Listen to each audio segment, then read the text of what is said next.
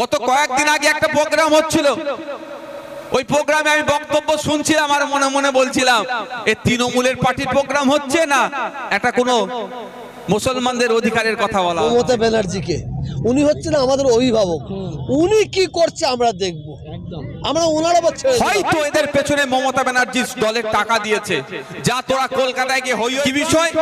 এখন এখন ওয়াকাফ নিয়ে খুব চর্চা হচ্ছে, আপনারা জানেন তো? হ্যাঁ, আচ্ছা এই বক্সের আওয়াজটা শুনতে পাচ্ছেন ভাই? ঠিক আছে। ওয়াকাফ নিয়ে খুব চর্চা হচ্ছে। রাজ্য সরকার বলছে ওয়াকাফ হাত দিতে দেব না, ওয়াকাফের জন্য নাকি জীবন দিয়ে দেবে। আবার কেন্দ্র সরকার বলছে আমি ওয়াকাফ নিয়ে নেব। অ্যাকচুয়াল ব্যাপারটা কি সহজ ভাষায় যদি বলি বুঝতে পারবেন। এতদিন রাজ্য সরকার ওয়াকাফকে লুটে খেয়েছে, ওয়াকাফ থেকে মধু যা আছে সব নিংড়ে নিয়েছে, অবশিষ্ট যত অল্প কিছু যেটা বেঁচে আছে কেন্দ্র সরকার নিতে চাইছে। এটা হচ্ছে মুদ্রা কথা। এবার কিভাবে নেবে, কাদেরকে উত্তেজিত করে নেবে, এই জন্য বিজেপি তার মতো প্রোপাগান্ডা চালাচ্ছে। বেশ কটা কোশ্চেন মানে মার্কেটে ঘুরছে, তার মধ্যে প্রথম কোশ্চেন হচ্ছে বা প্রথম জিজ্ঞাসা হচ্ছে বা ভুল মেসেজ হচ্ছে প্রথম, সেটা নাকি ওয়াকাফ বোর্ড যেখানে তার বোর্ড লাগিয়ে দেবে সেটাই নাকি ওয়াকাফ হয়ে যাবে। এটা বলে আমাদের সমাজে আমরা যারা দীর্ঘদিন হিন্দু মুসলিম ঐক্যের সাথে বসবাস করে আসছি, আমরা একসাথে সম্প্রীতির বাংলাতে সম্প্রীতির ভারতে বসবাস করে আসছি, স্বাভাবিকভাবেই তাদের মধ্যে আমাদের মধ্যে একটা মতনৈক্য তৈরি করার চেষ্টা হচ্ছে। কি বলছে, এই মাঠে যদি ওয়াকাফ বোর্ড এসে বলে এটা ওয়াকাফের, তো ওয়াকাফ হয়ে যাবে। কারো বাড়িতে দাঁড়িয়ে যদি বলে এটা ওয়াকাফ বোর্ডের জায়গা, বলছে নাকি ওয়াকাফ হয়ে যাবে। এই ধরনের একটা মিথ্যা কথা ছড়ানো হচ্ছে। আমি দায়িত্ব নিয়ে বলছি সম্পূর্ণটা মিথ্যা কথা। ওয়াকাফ বোর্ডের নিজস্ব কোনো ক্ষমতা নয় এখানে এসে বলবে এটা ওয়াকাফের জায়গা। আমার সাথে যদি কেউ চ্যালেঞ্জ করতে চায়, আমার সাথে কেউ যদি ডিবেটে বসতে চায়, আমি তার সাথে বসতে রাজি আছি। এই বিষয়টা আমাকে কেউ যদি প্রমাণ করাতে পারে।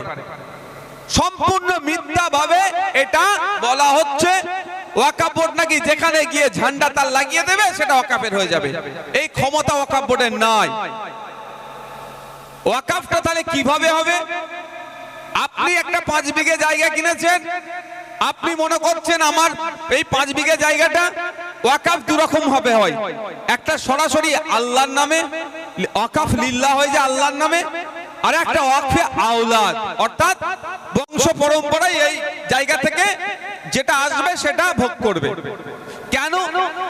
দুটো বিষয়। ওয়াকফে লিল্লাহটা আমি ছেড়ে দিচ্ছি, ওয়াকফে আওলাদটা আরো সহজ হয়ে যাবে। কেমন ভাবে হয়? আপনি দেখলেন যে আপনি 5 বিঘা জমি কিনেছেন বা আপনার 5 বিঘা জমি আছে, আপনার ছেলে পুলেগুলো একটু অলস হতে পারে, ধরে নিচ্ছি যে ব্যাটারদেরকে যদি আমি দিয়ে যাই জমিটা সরাসরি, ও কিন্তু আমার মৃত্যুর পরে বিক্রি করে খেয়ে ফেলবে, আমার নাতি পুতাদের কথাই আর ভাববে না। সেজন্য কি হয়, আপনি ওয়াকাফ বোর্ডকে বললেন যে এই 5 বিঘা জমিটা আমি অফ করব আমার ছেলেদের নামে। ওয়াকাফ বোর্ডকে আপনি জানালেন, ওয়াকাফ বোর্ড তারপরে কি করবে, সার্ভে কমিশনারকে দিয়ে কমিশন করবে। ওয়াকাফ বোর্ড নিজেও কমিশন করতে পারে না, এই অধিকারটা নাই ওয়াকাফ বোর্ডের, যে নিজে এসে ফেতে ফেলবে ওর ক্ষমতাটা ওয়াকাফ বোর্ডের নাই। তাহলে কে ফেতে ফেলবে? সার্ভে কমিশনারের পক্ষ থেকে, কমিশনার আর জয়েন্ট কমিশনার এটা সার্ভে করবে। ওই 5 বিঘা জমিটা দেখবে ঠিকঠাক আছে কিনা নাই। যদি দেখে না 5 বিঘা জমিটা ঠিক আছে, সার্ভে করে রিপোর্ট দেবে কাকে? ওয়াকাফ বোর্ডকে। না, ওই 5 বিঘা জমিটার মালিক ওই লোকটা সত্যিকারের, ও এবার এটা ওয়াকফ করতে চাইছে। তারপরে ওয়াকাফ বোর্ড ওকে উনাকে ডেকে একটা এনরোলমেন্ট নাম্বার দেবে, নাও তোমার এটা ইসি নাম্বার, তোমার এই সম্পত্তি আমরা রক্ষণাবেক্ষণ করব। ওয়াকাফ বোর্ড কি করবে? রক্ষণাবেক্ষণ করবে। ওই জমিটা ঠিকঠাক আছে কি না নাই, মাটি তুলে ছেলে বিক্রি করে দিচ্ছে কি করছে না, এইগুলো দেখবে। যা চাষবাস করবে ছেলে করবে, কিন্তু চাষবাস করে যে টাকা আসবে তার 7% ওয়াকাফ বোর্ডকে দিতে হবে, কারণ ওয়াকাফ বোর্ড নজর রাখছে বলে। এবার বলুন, এটা হচ্ছে আইন। এখানে ওয়াকাফ বোর্ড যেখানে ঝান্ডা কেটে দেবে সেটা ওয়াকাফের হয়ে যাবে? হয়ে যাবে কি? ওয়াকাফ বোর্ডের ক্ষমতা আছে, কিন্তু এটা মিথ্যাচার করছে। মানুষের মধ্যে, হিন্দু মুসলমানের মধ্যে একটা বিভেদ লাগানোর চেষ্টা হচ্ছে। কি বলছে, মন্দিরের জায়গাতে এসে মেরে দিলে নাকি ওয়াকাফ হয়ে যাবে, যে যার মতো করে বুঝাচ্ছে। এগুলো সম্পূর্ণ মিথ্যাচার, ওয়াকাফের কোনো প্রভিশন নাই। তাহলে একটা জিনিস ক্লিয়ার হয়েছে।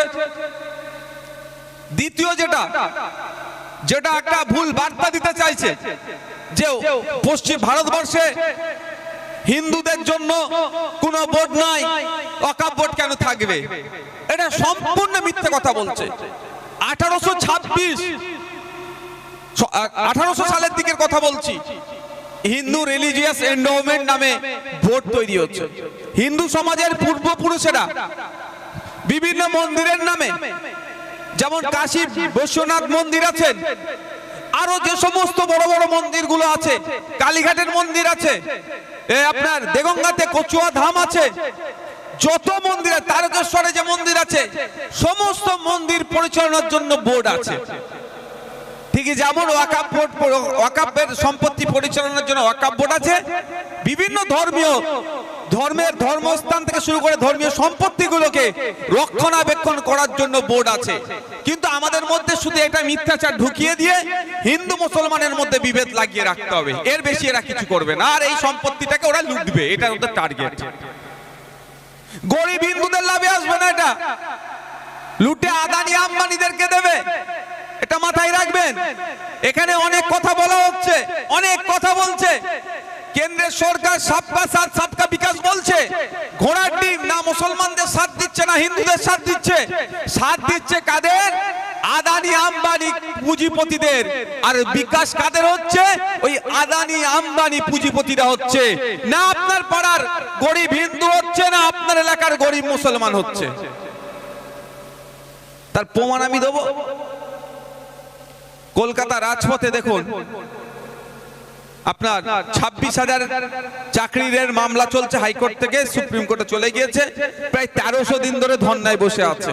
ওখানে আমার হিন্দু ভাইরাও তো বসে আছে। কেন্দ্রের বিজেপি সরকার তো হিন্দুদেরকে বাঁচাতে এসছে, তাই ওদের হয়ে অন্তত যদি কেজরিওয়াল থেকে শুরু করে অনেক মুখ্যমন্ত্রীকে অন্যায়ের জন্য জেলে গেল, আর আমাদের কালীঘাটের কাকুকে এখনো পর্যন্ত ঠিকঠাক করে অ্যারেস্ট করতে পারছে না কেন? বুঝতে হবে, এরা যতই চিৎকার করুক না কেন, এরা পুঁজিপতিরা এক জায়গায় আছে।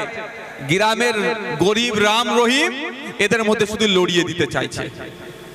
গরিব হেমন্ত আর বক্কারের মধ্যে লাগিয়ে দাও, গরিব ফতেমা আর দুর্গার মধ্যে লাগিয়ে দাও।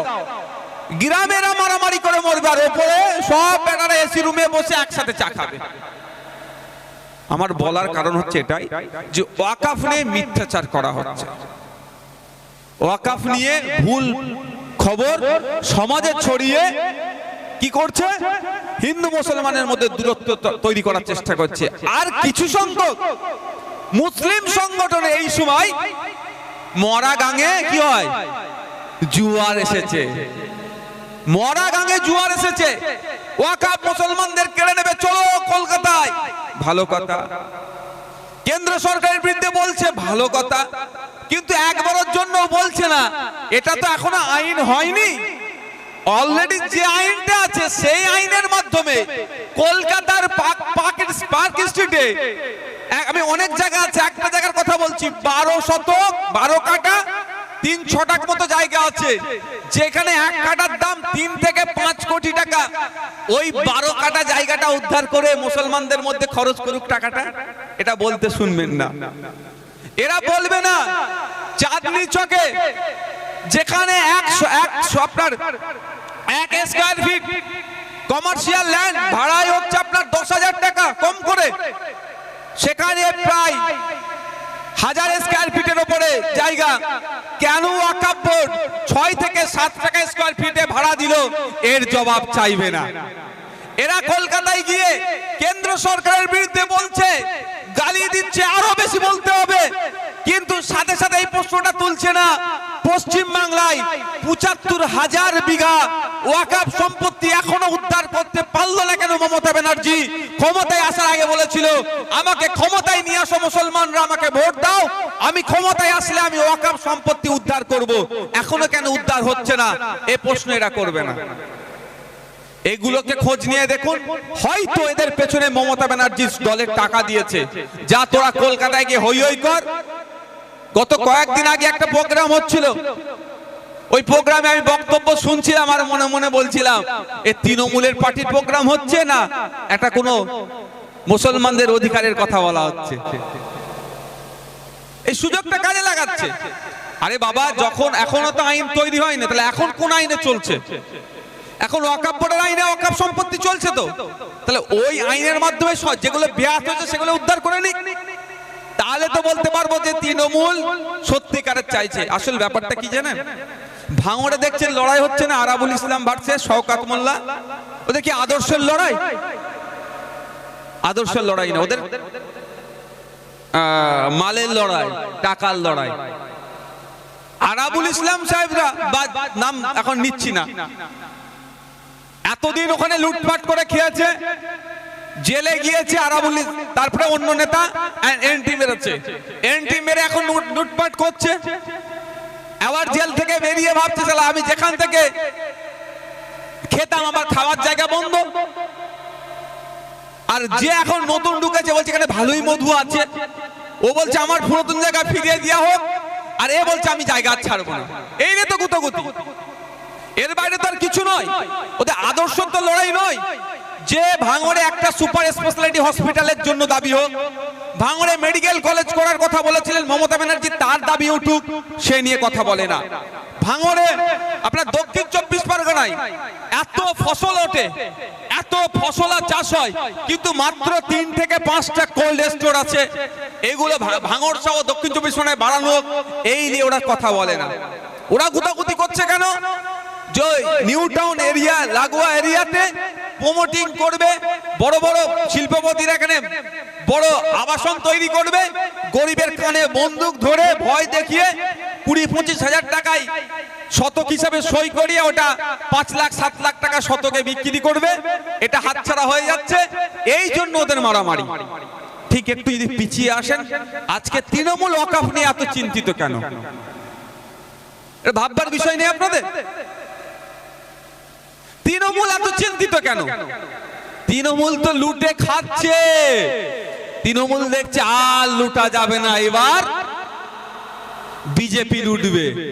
ব্যাপারটা এখানে যে আমি এতদিন এটা লুটে খাচ্ছি, এটা আর খেতে পারবো না, এবার আদানি আম্বানিদের মতো শিল্পপতিরা লুট করে নেবে, ওই জন্য ওদের বুকে ব্যথা উঠেছে। তাই তার আগে বুকে ব্যথা, তার ছাড়া কোনো বুকে ব্যথার কোনো কারণ নাই। আমি দায়িত্ব নিয়ে বলছি, এরা একটাই কারণে আপনার সাথে গলা মিলাচ্ছে বা আপনার মনে হচ্ছে আপনার হয়ে কথা বলছে।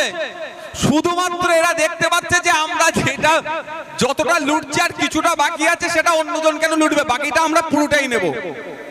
এমন অনেক নেতা আছে পশ্চিমবাংলার বিধানসভার মধ্যে যারা কলকাতার রাজপথে দাঁড়িয়ে চিৎকার করছে, যারা বিভিন্ন জায়গায় বলছে ওয়াকফকে বাঁচাতে হবে, কেন্দ্র সরকার এই ওয়াকফের যে সংশোধনী এনেছে এটা মানবো না, যারা বলছে তাদের মধ্যে অনেকে আছে তারা ওয়াকফ সম্পত্তি লুট করে রেখে দিয়েছে। যে ওয়াকফ সম্পত্তি প্রায় 400 থেকে 500 কোটি টাকার প্রপার্টি তারা নিয়ে রেখেছে। তারা ওয়াকফের জন্য কি লড়াই করবে? তারা আপনার আমার জন্য লড়াই করছে না। তারা কি ভাবছে ওই 500 কোটি টাকার, তাও বল লোকেশন আমি এক্সাক্ট বলবো না, শুধু আপনাদেরকে বলে রাখছি, আগামী দিনে দরকার লাগলে হয়তো যে উদ্ধার করতে যাব প্রয়োজনে মানুষজনদেরকে নিয়ে। কুয়েস্ট মল আছে বাক্সার কাছে, জানেন তো?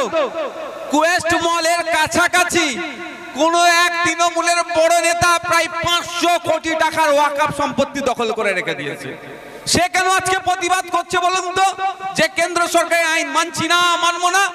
ও বেটা দেখছে এই 400 কোটি টাকার সম্পত্তি কেন্দ্র সরকারের নতুন আইন আনলে আমি আর পারবো না, তখন শুভেন্দু অধিকারী ভোগ করবে।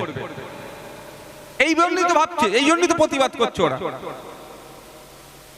ওর এখনো সময় আছে। আপনাদের বলি, এই যে আইনের সংশোধনী এনেছে ও আইন টিকবে না। আমি এখানে বলে যাচ্ছি, বাবুর মহলে দাঁড়িয়ে এখানে বলে যাচ্ছে অঞ্চলে, ও কবে পার্লামেন্টে আসবে জানি না, তৃণমূল কি ওখানে করবে তাও জানি না, কি হবে পার্লামেন্টে তাও জানি না। আমি আপনাদের এক কথা বলে যাই, যদিও পার্লামেন্ট থেকে এরা ঘুষ ঘাস দিয়ে আইনকে পাস করায়, নওশাদ সিদ্দিকী আপনাদের জন্য ওই ওয়াকফ সম্পত্তি বাঁচানোর জন্য সর্বপ্রথম সুপ্রিম কোর্টে ছুটে যাবে মামলা করার জন্য।